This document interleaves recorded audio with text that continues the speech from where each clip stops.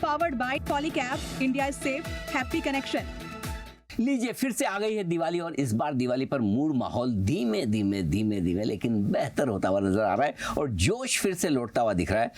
लग रहा है ये दिवाली भी और आगे आने वाली दिवाली भी बाजार के लिए होगी मजबूत और पैसा कमाने वाली। लेकिन क्या वाकई में ऐसा सोचना ठीक है? क्योंकि पिछली दिवाली से इस दिवाली तक बहुत चुनौतियां रही हैं।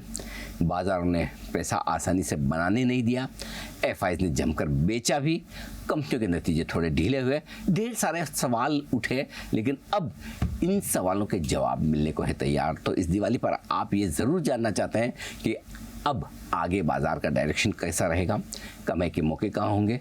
आप और हम सब मिलकर तो पैसा लगा रहे हैं, लेकिन एफआईज का मूड माहौल कैसा है और ऐसे में किस तरह की वेल्थ इस बाजार से बनाई जा सकती है। आइए, हमारी खास सीरीज इकोनॉमी दमदार दिवाली शानदार, और इस खास सीरीज में हम आपकी मुलाकात करवाने जा रहे हैं एक बेहद खास मेहमान से, बाजार के जाने माने एक्सपर्ट से, जो न सिर्फ भारतीय बाजारों पर दुनिया भर के बाजारों पर बड़ी गहरी पकड़ रखते हैं।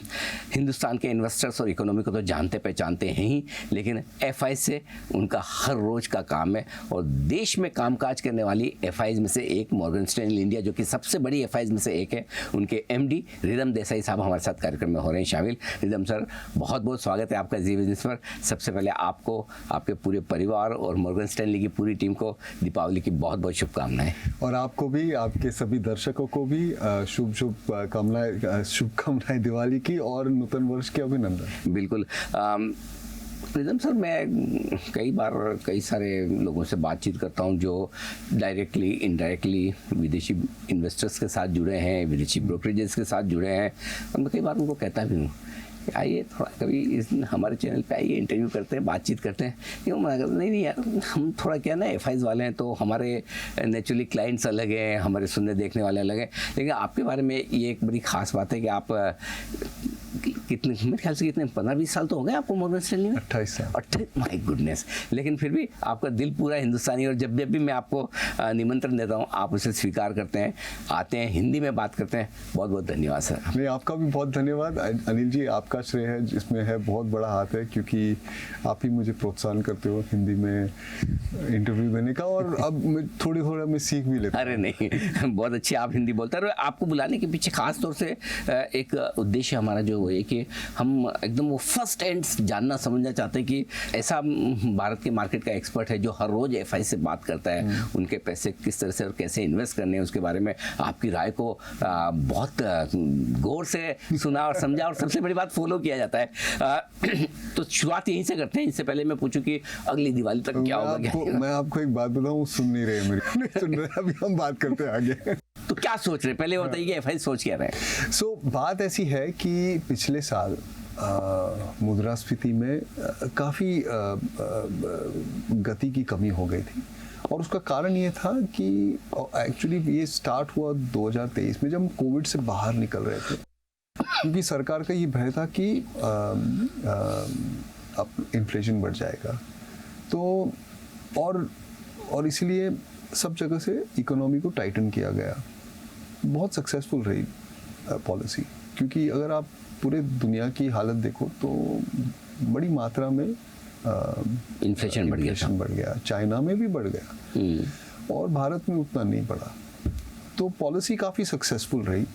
लेकिन पिछले साल क्या हुआ कि आरबीआई ने इंटरेस्ट रेट्स बढ़ा के रखे थे, और इलेक्शन के कारण सरकारी खर्चा कम हो गया, और हम सितंबर में आए तब जो हमारी फिस्कल डेफिसिट है वो गिर के 6% से 3.4% पे आ गई थी। तो उसके कारण इकोनॉमी पे बड़ा धक्का लगा और अर्निंग्स ग्रोथ कम हो गई। और उसी समय ठीक 1 साल और 1 महीने पहले 24 सितंबर का दिन था जब चाइना ने फिस्कल स्टिमुलस की, विपरीत किया, एकदम उल्टा। करेक्ट। तब चाइना का मार्केट बड़ा खराब था और भारत में बहुत तेजी थी। Correct. Nifty all time high पे था, 26,000 के ऊपर था, और चाइना का मार्केट एकदम गिरा हुआ था। हमारा मल्टीपल 20-21 के आसपास चल रहा था, चाइना का 9 के आसपास था। वहाँ से चाइना में तेजी आई, पहली तेजी आई, फिर वहाँ से थोड़ा गिरा और फिर वापस तेजी आई। और बीच में ऐसा हुआ कि ये पूरा आर्टिफिशियल इंटेलिजेंस का तेजी का बाजार खुल गया अमेरिका में, सब जगह नहीं, चाइना में भी, चाइना में ज़्यादा है अमेरिका से भी। अच्छा। हाँ, और चाइना ने डीप सीक किया, तो डीप सीक मोमेंट था जब बाजार में बहुत तेजी आ गई फरवरी के आसपास जी। तो इंडिया में भारत में ये सब नहीं है, एआई को लेकर कुछ हो नहीं रहा था। तो हमारा मार्केट, अगर आप दुनिया के टॉप 20 मार्केट्स को अगर आप देखें जी, तो भारत 20वें स्थान पे है, सबसे खराब पिछले एक साल के परफॉर्मेंस पे। 19वें स्थान पे कौन है? अमेरिका। अच्छा। हाँ, क्योंकि अमेरिका में भी क्या हुआ है कि जो एआई वाले हैं वो सब तेजी में है, लेकिन जो नहीं है एआई जिसके पास वो सब मंदी में। तो इंडेक्स उतना नहीं गया है ऊपर जितने एआई स्टॉक्स गए। यूरोप में डिफेंस का बड़ा ट्रेड हुआ था, तो उसके कारण यूरोप के मार्केट्स काफी बढ़ गए। तो इसमें क्या हुआ कि सरकार ने फिर देखा कि इकोनॉमी पे धक्का लगा है, तो फरवरी में सेंट्रल बैंक ने अपनी पॉलिसी बदलना शुरू की, और पिछले 7-8 महीने से, हम उसको अंग्रेजी में रिफ्लेशन कहते हैं, और मैं उसके लिए हिंदी अनुवाद ढूंढ रहा था तो मुद्रा की पुनःस्फीति।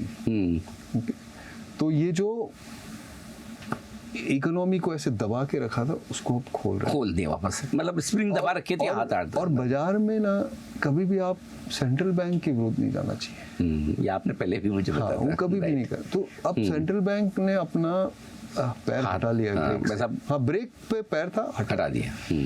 आप अगर कंज्यूमर प्राइस इन्फ्लेशन को देखें तो पिछले हफ्ते 1.5% का रीडिंग था। इसको अब बढ़ाना है, क्योंकि नॉमिनल ग्रोथ नहीं था, क्योंकि रियल ग्रोथ हो रहा है कंट्री में, लेकिन नॉमिनल ग्रोथ, और अर्निंग्स नॉमिनल ग्रोथ से चलती है। राइट, 8-9% के आसपास नॉमिनल ग्रोथ है। उसको मेरे हिसाब से अगले 12 महीने में 11% के आसपास हो जाएगी, और तब आपको अर्निंग्स ग्रोथ 20% हो जाएगा। तो मुझे तो भयंकर तेजी लग रही है। चलिए लेकिन कोई सुनने को तैयार नहीं, क्योंकि जो फॉरेन पोर्टफोलियो इन्वेस्टर है वो अभी भी एआई ढूंढ रहे हैं। हमारे पास एआई नहीं है, लेकिन हमारे पास तेजी है। लेकिन अब आ रहे हैं थोड़ा, ऐसा लग रहा है आपको? थोड़ा, क्योंकि अब ऐसा लग रहा है कि ट्रेड डील हो जाएगा, और उनकी नजर वो ट्रेड डील पे बहुत है। अच्छा। मुझे नहीं लगता है कि उससे ज्यादा इकोनॉमी को फर्क पड़ रहा है, ट्रेड डील हो या ना हो, लेकिन सेंटिमेंट को फर्क पड़ जाएगा। लेकिन इतना लंबे समय बाद देखा, मतलब अब जब से 2012 से मेरे पास डेटा है, पहली बार ऐसा हुआ कि एफआईएस की इंडेक्स फ्यूचर्स की लॉन्ग पोजीशन इतनी कम पर है, शॉर्ट इतनी ज्यादा है, और लंबे समय तक, ऐसा नहीं कि हफ्ते 2 हफ्ते, 4 महीने हो गए शॉर्ट काटने का नाम नहीं ले रहे, खरीदना तो दूर की बात है। तो जैसे हम कहते हैं India is the funding short. अच्छा। हाँ, तो अगर आप चाइना पे तेजी करके बैठे हो तो इंडिया में मंदी की है, फंडिंग शॉर्ट है। अच्छा। India is the most popular funding shot in the world right now. Okay, इसको जरा समझाइए। हाँ, नहीं, क्योंकि आप अगर लॉन्ग शॉट देखो, हेज फंड्स क्या है, लॉन्ग शॉट करते हैं। राइट। वो नेट एक्सपोजर नहीं लेते हैं। तो जितना अगर $100 का लॉन्ग है तो $100 का शॉर्ट है। अब आपको ढूंढना है कहाँ पे आप शॉर्ट कहाँ कर सकते हैं। तो भारत सबसे उनका फेवरेट है, क्योंकि भारत में कुछ हो नहीं रहा था अब तक। हाँ, अब ये स्क्वीज होने वाला है, बड़ी मात्रा में स्क्वीज होगा। उसके 2 कारण है, एक तो हमारी इकोनॉमी चल चुकी है, अब आप डेटा को डिनाई नहीं कर सकते हो। राइट। ओके, और दूसरी बात ये है कि अब तक क्या था कि ये थोड़ा टेक्निकल है, लेकिन पिछले साल दिसंबर में जब प्रेसिडेंट ट्रम्प इलेक्शन जीत के आए थे नवंबर में, तो डॉलर में बड़ी तेजी आई थी। तो उसके कारण दुनिया की सब करेंसीज गिरे हुए थे। तो INR रुपये को संभालने के लिए काफी फॉरेक्स रिजर्व का खर्च हुआ था, 100 बिलियन के ऊपर खर्च हुआ था। तो जनवरी में जब हम आए, तब रुपया रियल इफेक्टिव बेसिस पे, मतलब हमारे जो ट्रेडिंग पार्टनर्स हैं उनकी जो महंगाई का दर है उसको एडजस्ट करके हमारी कुछ 9 परसेंटेज पॉइंट से ओवर वैल्यू थी करेंसी। और वहां से लेके 2 दिन पहले, क्योंकि अब 2 दिन में तो 3 दिन में रुपया चल चुका है, 5% अंडर वैल्यूड हो गए। अब देखो, जो डोमेस्टिक इन्वेस्टर उनको कोई फर्क नहीं पड़ता है, क्योंकि हम तो रुपए में है, लेकिन जो फॉरेन इन्वेस्टर है उनको फर्क पड़ता है। वो इक्विटी में शॉर्ट है, और चूंकि इक्विटी में शॉर्ट है, वो रुपए में शॉर्ट है। अब 5% रुपया अंडर वैल्यूड है, इक्विटी अंडर वैल्यूड है, दोनों साथ में चलेंगे, उनको बड़ा धक्का लगता है। तो अब लग रहा है कि शॉर्ट भी काटेंगे और लॉन्ग भी करेंगे, क्योंकि अभी तक तो सिर्फ बेचना जितना कम किया है हाँ। उसी में हमारे मार्केट इतने उछल गए। ट्रेड डील मुझे लगता है एक ट्रिगर हो सकता है, ओके, और ट्रेड डील कभी भी हो सकता कभी है, भी हो जाए, ऐसा अगले 2-3 हफ्ते में हो सकता है, तो वहां से एक ट्रिगर बन जाएगा और आपको निफ्टी में नया हाई दिखेगा। अरे वाह। तो मॉर्गन स्टैनली के क्या टारगेट्स हैं आपके सेंसेक्स निफ्टी के? जनरली मैं रिपोर्ट्स पढ़ता हूँ, आप बहुत इंटरेस्टिंग टारगेट्स के साथ टारगेट्स का ऐसा है ना कि टारगेट्स हमेशा दुनिया की कॉन्टेक्स्ट में होता है, और हम बहुत सारे मार्केट्स पे अभी थोड़े मंदी में हैं। अच्छा, हाँ, तो एक भारत है जहाँ पे हमें इंडेक्स में अपसाइड दिख रहा है। हाँ, बट चाइना बहुत चल चुका है, तो अभी चाइना में उतनी तेजी नहीं लग तो रही है। रिदम से चलिए, एक तो हमारे मार्केट चले नहीं है इसलिए तेजी हो जाए, लेकिन इसके अलावा कैटलिस्ट क्या है और क्या कारण है जिससे आपको लगता है कि इंडिया में अगले साल 2 साल में बढ़िया तेजी बन सकती है? सो पहली बात यह है कि ये जो रिफ्लेशन है उसके कारण ग्रोथ में बदलाव आएगा। ग्रोथ आएगी। तो अर्निंग्स ग्रोथ जो पिछले 1 साल से कुछ 3-4% से चल रही है, वो 15 से 20%। 15 से 20%? तो उसमें सबसे ज्यादा कंट्रीब्यूशन बैंक्स का आएगा। अच्छा, हाँ, तो वहाँ सबसे ज्यादा तेजी है, और चल रहे बैंक्स के स्टॉक्स, मुझे लग रहा है और चलेंगे। कंज्यूमर सेक्टर चलेगा, थोड़े इंडस्ट्रियल्स भी चलेंगे। मेरा मानना है कि आईटी सर्विसेज पे भी ध्यान रखो, क्योंकि अगर ग्लोबली एआई ट्रेड थोड़ा ठंडा हो गया तो आईटी सर्विसेज इंडिया में, आईटी सर्विसेज एआई के विरुद्ध चल रहे हैं, मतलब वो एंटी एआई ट्रेड है जैसे कहते हैं, तो वो भी चल जाएंगे। तो काफी कुछ है ऐसे चीजें जो बाजार में चल सकती है, और अर्निंग्स भी आ सकता है। तो अर्निंग ग्रोथ मुझे लग रहा है आज से 1 साल बाद आप 15-20% के आसपास पहुंच जाएंगे। अच्छा, हाँ, तो अगर दुनिया में कुछ गड़बड़ नहीं हुई ट्रेड को लेके, या यूएस में रिसेशन नहीं आया, या ये एआई बबल टूट ना जाए, मतलब बबल तो है, टूटेगा कभी, ये वाली बात है। करेक्शन आए तो ठीक है, हाँ। लेकिन अगर जोर से टूट गया ना तो बहुत मुश्किल है, क्योंकि अगर अमेरिका के मार्केट्स 10-20% गिर जाते हैं ना, तो किसी भी मार्केट को चलना मुश्किल है। ठीक बात है। अगर ये सब नहीं हुआ तो निफ्टी अगले दिवाली तक तो काफी बढ़ सकता है, 15-20% भी बढ़ सकता है यहाँ से। ठीक बात। तो अगर रिस्क है भारतीय बाजारों के, तो सिर्फ ये कि ग्लोबल मार्केट्स में कुछ ऐसा बड़ा उल्टा ना हो जाए कि एकदम सारे मार्केट और स्पेशली अमेरिका धराशायी हो जाए। अनिल जी, हमारे यहाँ पॉलिसी एकदम अभी परफेक्ट है। हाँ, काफी हद ठीक चल तक रही है, अच्छी चल रही है, और सरकार बड़े, और सेंट्रल गवर्नमेंट काम कर रही है, स्टेट गवर्नमेंट भी काम कर रही है। अब महाराष्ट्र में देखो क्या क्या काम हो रहा है। पिछले 2-3 हफ्तों में हमने एक जीसीसी की पॉलिसी अनाउंस कर दी। हमने बोल दिया कि 2400 घंटे आप दुकान खुली रख सकते हो। सही बात। लेबर को 12 घंटे दिन में काम करने की परमिशन मिल गई। तो काफी हद तक स्टेट रिफॉर्म भी हो रहे हैं, और सेंट्रल गवर्नमेंट भी रिफॉर्म कर रही है। तो इसे लेके मुझे लगता है कि ग्रोथ यहाँ से बढ़ेगा, और जो स्लो डाउन हुआ था, जो पिछले 1 साल से स्लो डाउन हुआ, तो मेरे हिसाब से वो समाप्त हो गया। अब भारतीय बाजारों में अब तक इतनी एफआईआई की बिकवाली के बावजूद बाजार टिके रहे, तो लोकल पैसा जो है हमारे इन्वेस्टर्स का, वो अब तक मजबूती से आया। साल भर निकल गया, पैसा बनाया नहीं, उसके बावजूद हमारे रिटेल इन्वेस्टर अब तक तो डट के खड़े हैं। क्या लगता है आपको, ये लोकल मनी जो आ रहा है ये कम नहीं होने वाला है, और थोड़ा भी बाजार मजबूत हुआ तो और बढ़ेगा? आप कैसे देख रहे हैं लिक्विडिटी को? हम 10 साल से ये बात कर रहे हैं, अभी घिसा पिटा रिकॉर्ड हो गया है। ये घोड़ा तबेले के बाहर निकल चुका है, अब वापस नहीं आएगा, अब नहीं आएगा, दौड़ेगा बस। इसके कारण समझाता हूँ। देखो 2015 में ना, जब मोदी जी ने रिटायरमेंट फंड, मतलब पीपीएफ और नेशनल पेंशन स्कीम को इक्विटी में पैसा डालने की जो लिमिट खोल दी थी, तो उसके बाद एक माहौल बना है जब हाउस होल्ड सेक्टर को इक्विटी एक्सपोजर बढ़ाना है। 2015 में 3% था सिर्फ बैलेंस शीट, आज वो करीबन 8 के आसपास आ गया है। सोने में अभी भी 14-15 है, और ये 8 का जो आंकड़ा है ना, अब अमेरिका में 40 है, यूरोप में 50 है, जापान जैसी सोसाइटी जो बहुत ही कंजर्वेटिव सोसाइटी, वहां पे भी 20 है। तो ये 8 का 20 होने वाला है, हो गई होगा, 20-30 साल में हो जाएगा। अब आप इसके आंकड़े समझ लो, आप हमारी इकोनॉमी करीबन $4 ट्रिलियन की है, 20% का हमारा सेविंग रेट है, हाउस होल्ड घरेलू सेविंग रेट, तो $800 बिलियन हुआ। उसमें अगर आपने 10% इक्विटी में डाला तो $80 बिलियन का फ्लो होता है। ये तो आ ही गया, ये कहीं नहीं जा रहा है, और ये हर साल 10% से बढ़ता है। तो मुझे नहीं लगता है इस पे हमें शक करना चाहिए। ओके। अब समस्या ये है कि अगर 9.25 को रिटेल का के म्यूचुअल फंड के थ्रू या डायरेक्टली बाजार में खरीद रहा है तो बेचेगा कौन? तो बेचेगा फॉरेन पोर्टफोलियो इन्वेस्टर। तो टेक्निकली अगर वो नहीं बेचने आए तो आपका कोई भाव ही नहीं छपेगा।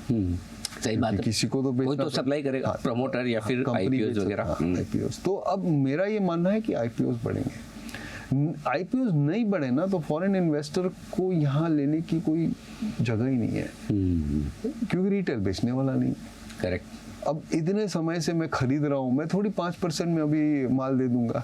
सही बात। या तो आपको भाव बढ़ाना पड़ेगा 20%, या तो आपको आईपीओ लाना पड़ेगा, तभी आप फॉरेन बाइंग आ सकती है। तो ये टेक्निकल पॉइंट भी है, फंडामेंटल हमने बात की, वही टेक्निकल पॉइंट भी है जो ध्यान में रखनी चाहिए। लेकिन डोमेस्टिक जो फ्लो है, जो घरेलू पैसा है, वो मेरे हिसाब से तो इक्विटी मार्केट में लगातार आने ही वाला है अगले 20-30 साल के लिए। प्रीतम सर, पहली बार इस दिवाली पे मैं ऐसा देख रहा हूँ कि लोग क्या खरीदूं, कौन सा शेयर खरीदूं, ये कम पूछ रहे हैं, ये ज़्यादा पूछ रहे हैं सोना चांदी खरीद लूं। मतलब इतनी तेजी जो गोल्ड सिल्वर में हुई, किसी के समझ के बारे, आप क्या समझते, इतनी तेजी की वजह क्यों, और क्या ये तेजी और बढ़ेगी, चलेगी, कैसे देख रहे हैं आप? नहीं, मैं सोने में एक्सपर्टीज नहीं रखता हूँ, तो उस पर मैं बात ना करूँ वही ठीक है। लेकिन एक फंडामेंटल जो मैक्रो इकोनॉमिक पर्सपेक्टिव से जो बात नज़र में आ रही है कि दुनिया भर में डॉलर में थोड़ा टेंशन है। हाँ, थोड़ा सब्स्टिट्यूट चाहिए लोगों को। हाँ, तो ये एक सब्स्टिट्यूट है, बिटकॉइन एक दूसरा सब्स्टिट्यूट है। वहाँ पे लगातार ये इसके कारण तेजी हो सकती है। तो बट मेरा कोई इसमें फ्यूचर व्यू नहीं है। ये जो हो रहा है वो मैं आपको समझा रहा हूँ। तो ये डॉलर ट्रेड है और डॉलर के कई कारण हैं। लोगों को तो अमेरिका का जो कर्जा है वो बहुत बढ़ चुका है जी। ये जो टैरिफ लग रहे हैं उसके कारण हो सकता है कि अमेरिका की इकोनॉमी में थोड़ा असर पड़े। तो कारण कई है, लेकिन ये मुझे ऐसा लगता है ये पूरा उसके कारण ये है जो सोने के दाम इतने बढ़ रहे हैं। और हाँ, दूसरी बात ये है जो बहुत महत्वपूर्ण है कि ये ट्रेंड शुरू हुआ 2022 में जी, जब रशियन एसेट्स को सीज कर लिया था काफ़ी सरकारों ने। और तभी जो सेंट्रल बैंक्स थी चीन में या भारत की सेंट्रल बैंक, रिजर्व बैंक को ये लगा कि थोड़ा अपने रिजर्व्स को थोड़ा डाइवर्सिफाई करना चाहिए और पूरा यूएस ट्रेजरीज में नहीं रखना चाहिए। तो काफ़ी सेंट्रल बैंक की बाइंग हो रही है, बहुत मात्रा में बाइंग हो रही है। बिल्कुल ठीक। और ये मुझे नहीं लगता ये बंद हो जाएगा इतना जल्दी से, बंद नहीं होगा। नहीं। मतलब बड़ी मंदी नहीं, लोगों को लगता है ये रिटेल से ज़्यादा इंस्टीट्यूशनल बाइंग बहुत ज़्यादा है इसमें। हाँ, इस बार सेंट्रल बैंक ज़्यादा खरीद रहे हैं, बहुत ज़्यादा है। और वो जनरली रिटेल तो एक बार खरीद के बेच भी दे, सेंट्रल बैंक तो जमा करते जाते हैं। रिटेल भारत में कोई नहीं बेचता है सोना। हमारा ये अनुमान है कुछ $4 ट्रिलियन का सोना है भारत के पास। 30,000, 26,000, 25,000 टन होगा जी। पूरा 24 कैरेट का नहीं है, कुछ 22 का है, कुछ 18 का है। ये सब आंकड़े एकदम तय नहीं है, एस्टिमेट्स है। लेकिन हर साल हम 600-700 टन सोना खरीदते हैं। हम नेट बायर ही है, कभी बेचा ही नहीं है हमने। बिल्कुल ठीक बात। आपने कहा कि सब कुछ ठीक रहे और अगर ग्लोबली कुछ ऐसी बड़ी विपत्ति, समस्या, आपदा ना आ जाए तो 15-20% की तेजी की उम्मीद करना गलत नहीं होगा। हर बार जब भी नई तेजी बनती है, लीडरशिप बदलती है, इस बार आपको क्या लगता है कहाँ से लीडरशिप आएगी? दिख रहा है, बैंक्स आ रहे हैं वापस, जो मंदी में बहुत खराब तरीके से गिर गए थे, और वैल्यूएशंस काफ़ी अच्छे हैं उधर। और जो आरबीआई काम कर रहा है उससे क्रेडिट ग्रोथ बढ़ेगा, तो बैंक्स की अर्निंग्स पे काफ़ी पॉजिटिव असर आएगा। तो बैंक्स सबसे ज़्यादा बैंक्स अच्छे हैं। बाकी आपको बहुत सारे ऐसे सब सेक्टर्स जो खुल गए हैं, जैसे अब डिफेंस का तो चल ही रहा है, शिप बिल्डिंग है, एप्पल की सप्लाई चेन में बहुत काम हो रहा है, क्योंकि एप्पल अपने फ़ोन की प्रोडक्शन यहाँ 20 मिलियन से 80 मिलियन करने की चेष्टा में है, तो वहाँ पे काफ़ी काम हो रहा है। फिर सेमीकंडक्टर में हो रहा है, ऊर्जा के क्षेत्र में, क्योंकि बड़े मात्रा में इन्वेस्टमेंट्स हो रहे हैं सब जगह, कोलसे में हो रहे हैं, रिन्यूएबल में हो रहे हैं, न्यूक्लियर में हो रहे हैं, तो वहाँ पे भी बहुत सारी कंपनीज है जो काम कर रही है, ट्रांसमिशन में हो रहा है। तो ऐसे अच्छे सेक्टर्स है। जो समस्या है वो सिर्फ भाव की है, मतलब वैल्यूएशंस की है। कई कई जगहों पे वैल्यूएशंस काफ़ी बढ़ गए हैं। तो ये मेरा मानना है कि अगर आप किसी कंपनी को 100 के मल्टीपल पे खरीदते हो शेयर को जी, तो ये ध्यान रखना चाहिए, क्योंकि काफ़ी कुछ उस भाव में आ गया है। अच्छा। अगले 3-4 साल की अर्निंग्स आ गई है, और अगर कोई कारणवश वो अर्निंग्स नहीं आई तो तो मुश्किल। आपको नुकसान होगा। आ गई तो ठीक है, तो ये आपको ध्यान रखना है।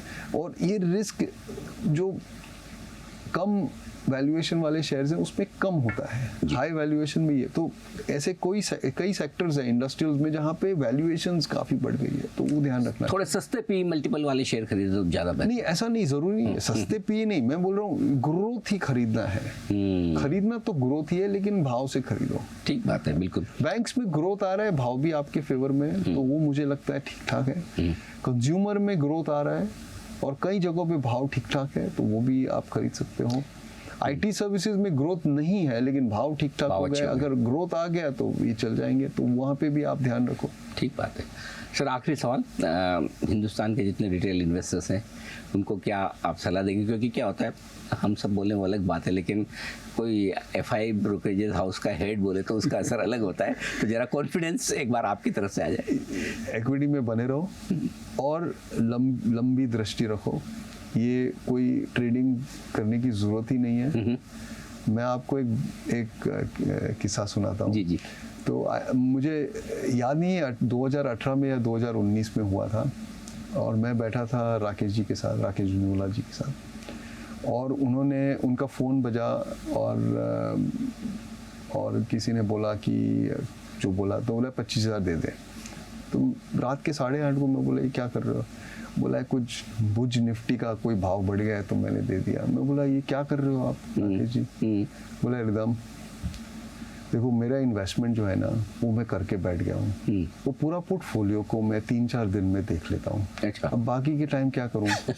तो ये कर लेता हूँ। बड़े मैं बात नहीं, ये बात सुनो आप, ये मैं 25 साल से कर रहा हूँ, हर साल पैसा हार के आया हूँ। अच्छा, ये राकेश जी ने कहा ट्रेडिंग में। बट ये मेरे सैनिटी के लिए मुझे करना पड़ रहा है, क्योंकि नहीं तो मुझे काम बिजी कहाँ रहूं? बिजी मैं बिजी रहता हूँ। तो मेरा ये कहना ये है कि ट्रेडिंग वगैरह छोड़ो, इन्वेस्ट करो, निवेश करो और बैठ जाओ अपनी जगह पे और हिलो मत। और अपने आप ये भारत का काम जो चल रहा है इतना अच्छा चल रहा है, आपको रिटर्न आ जाएंगे।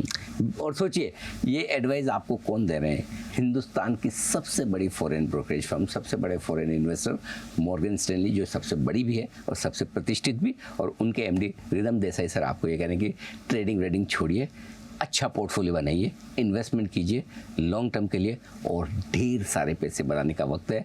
बाजार में बड़ी और बढ़िया तेजी के लिए तैयारी चल रही है। रिदम सर, बहुत बहुत शुक्रिया आपका। और सबसे पहले जाने से पहले एक बात और, बहुत ही प्यारी आपने जैकेट पहनी है, बंडी बहुत ही खूबसूरत है, जिससे आपका दिल एकदम खूबसूरत है, गोल्डन है, बिल्कुल उसी तरह। Thank you sir. एक बार फिर से आपको दीपावली की बहुत बहुत शुभकामनाएं। आपको भी अनिल जी, और आपके दर्शकों को भी। बिल्कुल। इस खास शो में इतना ही, बने रहिए हमारे साथ। नमस्कार।